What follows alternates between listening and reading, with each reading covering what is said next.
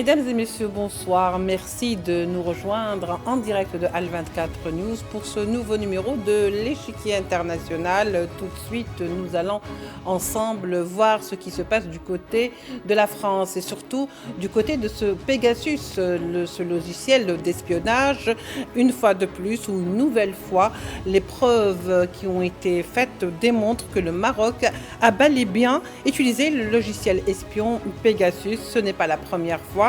Il faut le dire que le nom du Maroc est cité dans cette affaire de logiciel d'espionnage Pegasus, que ce soit sur l'Espagne ou que ce soit sur d'autres pays. Cette fois-ci, c'est le tour de la France et ce n'est pas une première fois. Tout de suite, les développements.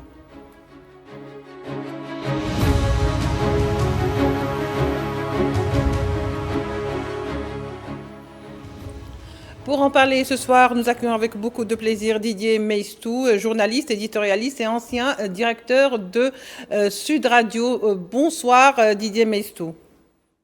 Bonsoir Leïla, bonsoir à tous. Merci d'avoir accepté notre invitation. Nous rejoint également Aïssa Arabi, donc président de l'association du RIF, le Parti national le RIF1. Aïssa Arabi, bonsoir, merci d'avoir accepté notre invitation.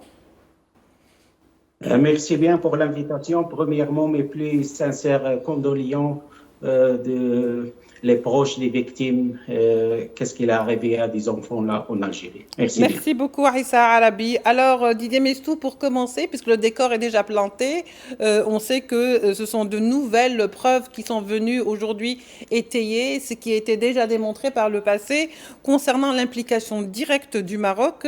Et bien sûr, ce sont des preuves donc à l'appui qui donc le Maroc aurait utilisé le logiciel d'espion Pegasus contre la France. Les preuves sont là. Et alors, maintenant que les preuves sont là, et alors? Qu'est-ce qui va se passer C'est la bonne question, parce que déjà, il y avait eu des dénégations très fortes de la part du Maroc, et encore aujourd'hui, le Maroc nie, alors que bon, les téléphones portables ont été analysés, on voit bien qu'il y a les traces, il faut savoir comment ça marche. Didier, on va vous... Oui. Alors Didier, juste le temps de rétablir peut-être la connexion avec vous et on va vous rejoindre donc dans un petit moment dès que bien sûr la connexion sera meilleure. Aïssa Arabi, il y a des articles et il y a aussi une enquête qui a été faite en 2026 qui a démontré par 1 plus B ou par 1 plus 1 que le Maroc est impliqué dans on va dire un logiciel d'espionnage qui est donc Pegasus pour espionner certains responsables français. La preuve est là aujourd'hui, elle est irréfutable, mais le Maroc continue quand même jusqu'à la dernière minute de démentir. Est-ce que c'est suffisant de démentir finalement?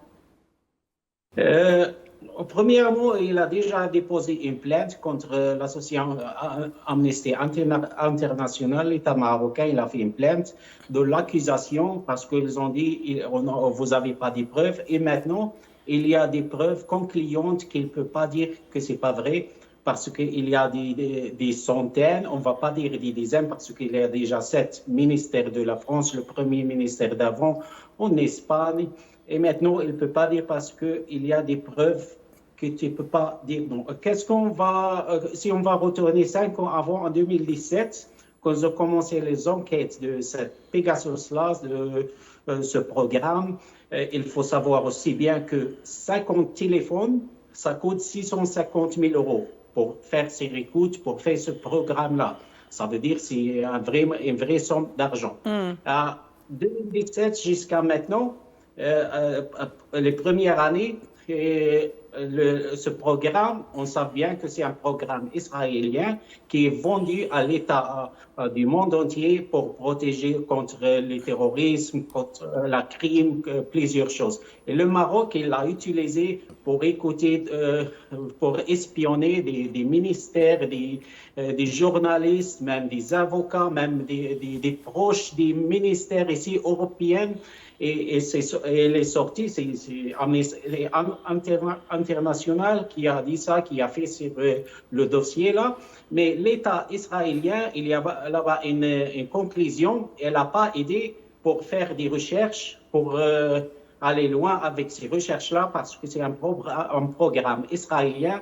Ils ne veulent pas parce que c'est le droit humain de Maroc, le droit comment on dit, le bras droit de Maroc, Oui. c'est comme ça. Ils n'ont rien dit. Maintenant, ils ont fait 100%. Il y a des preuves, il y a des vidéos, il y a des programmes. Et il faut savoir aussi, même, ils ont attrapé des téléphones qu'ils ont vendus avec ce programme-là, parce qu'ils savent bien qu'il doit être bien protégé et tout, et aller loin. Et si on fait une conclusion de tout ça, de ces années-là, qu'est-ce qu'il a fait le Maroc? On sait bien, il y a des preuves. Amnesty International l'a fait, c'est pas la première ou la dernière fois. Recht Watch, la même chose. Ils ont dit qu'est-ce qu'ils ont fait. L'État marocain, il est proche du Palais Royal. Et maintenant, on voit bien qu'il y a des preuves. Il y a des gens qui ont travaillé avec le Maroc, ils ont travaillé dans l'État marocain, les secrets marocains qui ont dit, oui, vraiment, ils ont utilisé ça de 2017 pour espionner les ministères, même les ministères de défense de l'Espagne, c'est la gravité des choses, et les ministères même de la France, qu'on dit de la France, parce que quand la France fait confiance au Maroc, ils n'ont pas pensé qu'il y a un jour qui va espionner les ministères français, même le président de la France. Très bien, Issa Arabi. Je reviens vers vous, plus exactement, Didier Meistou. Oui, vous m'entendez cette fois? Ah, très bien, Didier. Donc, on disait, Voilà. maintenant que la France est au courant, qu'est-ce qu'il y a lieu de faire? Oui, alors comment elle est au courant? Ce qui est quand même hallucinant, c'est qu'elle n'a pas l'air de beaucoup s'énerver, la France, hein. Oui, oui. Elle voulait, figurez-vous, acheter en plus ce logiciel. Bon, maintenant, après, elle a finalement changé d'avis et ça vient d'être dit. Le président de la République a été écouté, la ministre des Armées a été écoutée. Et il y a un voyage qui est officiel, hein, qui est fait par les autorités françaises au Maroc. Et puis, tout ça va, à mon avis, je pense être noyé parce qu'il y a finalement un rapprochement du Maroc, d'Israël et de la France. Et donc, à mon avis, ça n'engage que moi, mais je pense de ne pas être très très loin de la Oui. vérité, vous verrez qu'il n'y aura aucune suite à cette affaire. Ce Ben, qui pose quand même une question assez brûlante et assez incroyable. Au moment même où, ça fait des années, hein, depuis le début de la guerre en Ukraine, les autorités françaises, secondées par les médias qui sont complètement à la botte, hein, en France, bien sûr les médias publics, mais aussi l'essentiel des médias privés, à la botte de M. Macron, toute la journée nous rebattent les oreilles des ingérences russes. Les Russes nous écoutent, les Russes par-ci, oui. les Russes par-là. Là, quand on prend des gens sur le fait et que c'est un consortium avec beaucoup d'associations internationales qui prennent beaucoup de journalistes d'investigation, dire les preuves, elles sont là, elles sont patentes, elles sont accablantes, eh bien, il ne se passe rien. Et au contraire, les deux pays vont collaborer, premièrement. Deuxièmement, il y a eu une conférence de presse de 3 sénateurs en France avant-hier, complètement surréaliste, hein. Un sénateur UDI, c'est-à-dire centriste, une sénatrice socialiste et une sénatrice des Républicains de droite, qui voudraient encore aller plus loin dans la surveillance française en créant un énième organisme entre les citoyens et l'ARCOM, digne d'Orwell, hein, un observatoire de la désinformation interne, et ils ont utilisé le terme, tenez-vous bien, d'ingérence de l'intérieur. C'est-à-dire au moment où tout le monde est suspect, où les gens sont contrôlés, où il y a des QR codes pour se rendre au défilé du 14 juillet, où la moindre de parcelle de nos vies est analysée, filmée, disséquée, eh bien, quand les principales autorités sont écoutées, il ne se passe rien. Donc vous voyez bien que c'est politique, géopolitique, et que la sécurité nationale, quand même, elle est en jeu. Parce que ce que je disais au préalable avant que ça ne fonctionne pas, c'est que ces logiciels, ils sont hyper puissants, ça marche très bien, on n'a pas besoin de les activer, ils sont captifs, ils sont sur les téléphones portables, ça marche sur Apple et ça marche sur Android. Comment ça marche? Ça capte tout. Ça capte vos messages, vos conversations, vos vidéos, vos photos, vos textes, vos emails. C'est finalement, plus rien n'échappe à ce logiciel. Et ça, c'est vraiment quand même très, très problématique. Et que va-t-il se passer? Eh bien, je vous le dis, rien. C'est-à-dire, vous êtes tellement affirmatif quand même, Didier Maistou, parce que on n'a pas encore pour l'instant vu de réaction. Peut-être on se pose la question si c'était un autre cas ou une autre configuration avec ce genre d'éléments, eh ben, il y aurait eu un scandale qui aurait été ébruité. Mais là, on a l'impression que ce scandale tient presque pour autant place de normalité. Est-ce que la France donc se laisse aussi aisément, avec une telle complaisance, espionner, c'est ça, à partir du Maroc, à partir du moment où c'est le Maroc qui espionne? Donc on est plus indulgent, c'est ça? Ben oui, on est plus indulgent, mais c'est pas la première fois, hein. Si vous voulez, vous savez, les gens qui sont dans cette entreprise NSO Group, etc., Oui. même si c'est passé, parce qu'il y a eu des sociétés écrans, évidemment, le Maroc est passé par des sociétés écrans, n'a pas été, ça a été fait dans des hôtels de manière discrète, etc., avec des tests et tout. Bon, quand ça a été su, les ministres français, le président de la République, dans des sommets internationaux, par exemple, qui avaient lieu en France, n'ont même pas voulu donner leur téléphone portable. Ils disaient non, mais c'est pas grave, on garde notre téléphone portable. Les services de sécurité français disaient non, mais il faut qu'on les prenne, c'est dangereux. On parle. Donc tout est ouvert. Pourquoi? Parce qu'il y a une entreprise israélienne qui est dans la boucle et que les tenants même de cette entreprise, hein, les participants, des gens qui ont travaillé pour cette entreprise, ont table ouverte dans les médias français et viennent commenter, par exemple, la géopolitique. Sur la guerre en Ukraine, sur la Palestine, sur l'Iran, sur les différents conflits, alors qu'eux-mêmes sont des agents commerciaux, pour le moins, en tout cas, de ces sociétés-là. Donc vous voyez, erreur, vérité au-delà des Pyrénées, erreur en deçà, c'est exactement le cas de figure dans lequel nous nous trouvons. Et s'il y avait eu un autre pays, imaginons, je parlais de la Russie par exemple, mais s'il y avait eu si la Russie avait fait le millième, mais ce serait le branle-bas de combat dans le pays. Et les médias feraient des éditions spéciales. Et France Info serait en boucle. Ben là, c'est pas grave. Oui.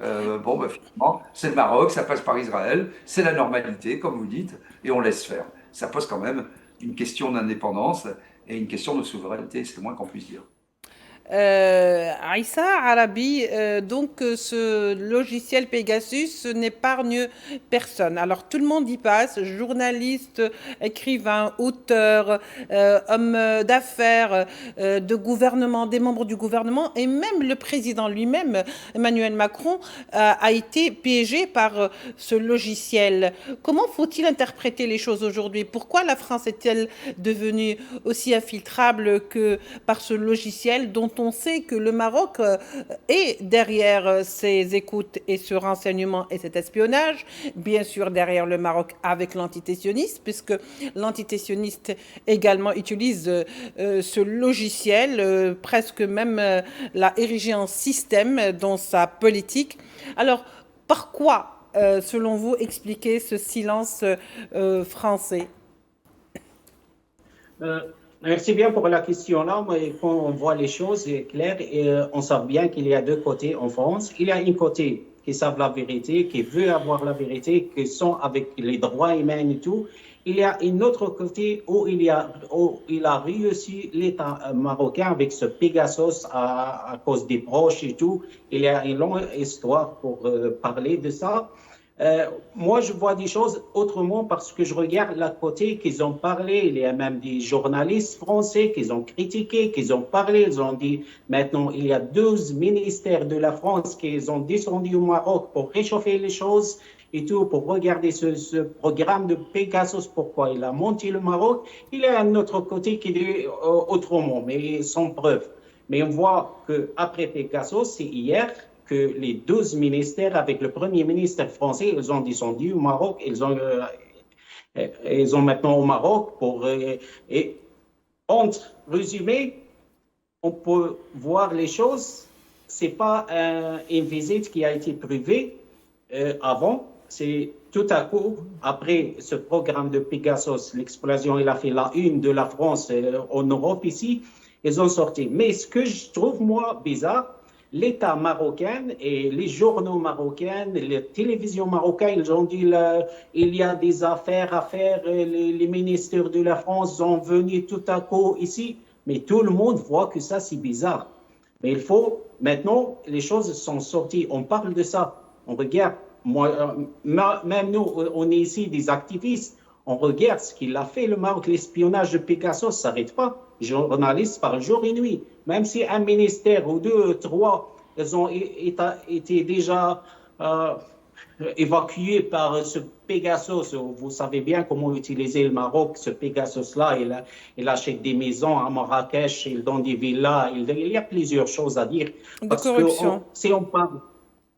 Si on parle de ces choses-là, il ne faut pas oublier qu'il y a des dossiers graves contre l'État marocain. Il ne peut pas, un ministère ou un président au monde entier, il ne peut pas l'effacer parce qu'il y a aussi le dossier de Jeffrey Epstein et maintenant, vous regardez, chaque fois il y a un dossier, mais ce n'est pas un dossier facile. Et quand on regarde là-bas, il y a toujours des sionistes dedans. Partout où il fait l'État marocain, on regarde comment il a dit l'État israélien, ça et ça, il défend le Maroc. Il défend même au Pegasus. Il ne veut pas donner des informations. Ça, il y a des règles du monde. Oui, merci bien. Très bien. Alors, finalement, Didier Meistou, la question, c'est pourquoi la France fait-elle donc preuve d'autant d'indulgence vis-à-vis du Maroc? Et qui dit Maroc dit aussi l'antité-sioniste, puisqu'apparemment, le même système de travail avec, en plus, à l'appui, ce système donc logiciel Pegasus aujourd'hui. Donc, ce n'est pas la première fois non plus que la preuve a été démontrée. Le dossier date quand même d'une enquête de 2021. Aujourd'hui, ça ne fait que rappeler si vous voulez, confronter ou conforter cette thèse avec des preuves aujourd'hui. Alors, on va dire que finalement, le Maroc est en train de faire de l'espionnage, si vous voulez. Elle en fait une loi dans ses relations avec les autres pays. Est-ce que par ce système Pegasus, et c'est là où le bas blesse, c'est une façon d'utiliser donc demain comme un moyen de chantage pour faire, si vous voulez, changer d'avis à beaucoup de pays qui se seraient positionnés par rapport à une certaine question ou certains dossiers du Sahara occidental. Parce qu'on a vu beaucoup de pays européens changer de position, en l'occurrence l'Espagne, qui est une ancienne puissance administrative concernant le dossier sahraoui, et on n'a pas pu expliquer réellement qu'est-ce qui se cachait derrière. Pegasus ne serait-il pas cette chose qui se cache derrière, justement? Bah oui, je pense que vous mettez le doigt un peu, effectivement, où ça fait mal. C'est un moyen de pression et c'est un des outils privilégiés de géopolitique et de réel politique, je dirais. Parce que vous avez, par exemple, dans le conflit israélo-palestinien, d'abord, il faut voir si on voit ça du point de vue de la France, soyons constructifs et cohérents. La France n'a plus de souveraineté, n'a plus de politique étrangère qui soit souveraine, en dépit des grands moulinets de M. Macron et de tous ces ministres qui parlent la France, l'indépendance française, la souveraineté, tout ça, c'est de la communication. Parce qu'en réalité, on voit bien que la France est complètement soumise à Donald Trump, qui lui-même semble complètement soumis à Netanyahou. Et tout ça, nous passons en plus par l'Union européenne, et j'allais dire par la Commission européenne, jusqu'à rétablir et à réhabiliter Al-Julani, vous l'avez vu, qui a été accueilli en France avec les honneurs à l'Élysée, mais M. Macron y était la semaine dernière en Syrie, avec M. Al-Julani, le caressant, etc. Bon. Et Al-Julani, dans ce cadre-là, a été à Tel Aviv, sur des affiches géantes, avec Donald Trump, Netanyahou, des dirigeants européens.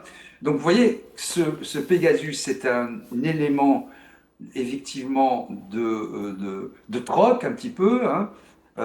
C'est un outil important qui permet de faire du chantage, qui permet éventuellement de retourner des pays ou de les faire taire, et qui permet de mettre un voile pudique sur les potentielles conséquences de l'affaire Epstein, qui est avant toute chose une affaire d'espionnage.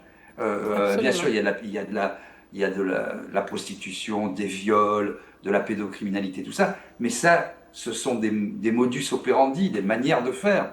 La vérité, c'est que tout ça procède d'un espionnage gigantesque où la France est un élément central, puisque le deuxième pays de M. Epstein, c'était la France, et que tout le monde était au courant, qu'il avait un magnifique appart avenue Foch, et que, évidemment, quand vous avez quelqu'un de cette importance qu'il y a en France, le ministère des Affaires étrangères, le Quai d'Orsay, la police est au courant, etc., etc. Oui, donc alors... ça procède. Oui, alors juste un détail quand même, Didier Maistou. Est-ce que finalement, parce que c'est une affaire qui est très importante, il s'agit d'une affaire d'État, là, extrêmement importante, est-ce que finalement on n'est pas face, ou la France n'est pas face, avec toutes ces preuves, il n'y a pas de réaction, pour ne pas dire aucune réaction, c'est un État qui se transforme en maître chanteur. C'est un État maître chanteur aujourd'hui, contre lequel la France semble tellement dépourvue. Il y a une emprise donc sur la France du côté marocain. Comment nous en sommes arrivés là? Brièvement, Didier Maistou. Nous sommes arrivés là parce que, si vous voulez, d'abord, je parlais des relations avec Israël. Avec le Maroc, ça s'était un peu tendu, entre la France et le Maroc, ça s'est détendu, et ça s'est détendu pour plusieurs raisons. D'abord, vous avez vu les déclarations sur le Sahara occidental, ça ne vous a pas échappé. Deuxièmement, effectivement, ces liens avec Israël, une espèce d'axe maroco-israélo-occidental pour lutter officiellement contre le terrorisme, hein. Et puis, il y a des affaires internes à la France, beaucoup de problèmes avec l'Algérie, notamment avec cet ancien ministre de l'Intérieur, M. Retailleau, qui était un serviteur de M. Macron, qui est sorti du gouvernement et qui maintenant prétend le combattre, être président, veut être président, et dit non, mais moi j'étais dans un gouvernement de cohabitation. Et ce type tape toute la journée sur l'Algérie, quoi. Je veux dire, c'est presque un racisme, une obsession en tout cas, hein. Et là, donc, il y a par le Maroc, d'abord, Macron essaie de réchauffer un petit peu l'atmosphère avec l'Algérie, et le Maroc, pense-t-il, va nous aider à apaiser nos relations plus globalement avec le Maghreb, et en luttant contre le terrorisme. Voilà, il y a un peu tous ces éléments-là, toutes ces choses-là qui font la réelle politique à la sauce Macron, comme je le disais au préalable. Une réelle politique qui est de plus en plus de nos jours basée sur justement l'espionnage et les logiciels d'espionnage, arriver jusqu'à mettre des clés USB sur les climatiseurs. Donc merci beaucoup Didier Maistou, vous êtes journaliste, éditorialiste, ancien directeur de Sud Radio, merci d'avoir été avec nous. Merci également à Aïssa Arabi, président de l'association de RIF. Merci à vous de nous avoir suivis, on se retrouvera pour d'autres numéros de l'Échiquier international. Au revoir.